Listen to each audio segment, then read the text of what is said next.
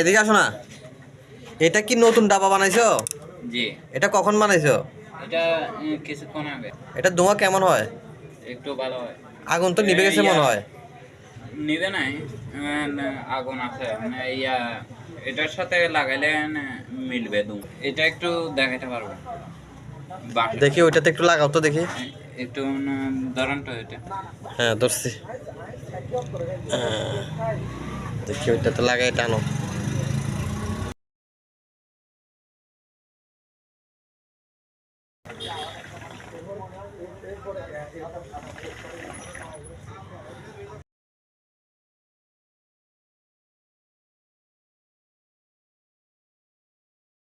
কে শিখাইলো এটা?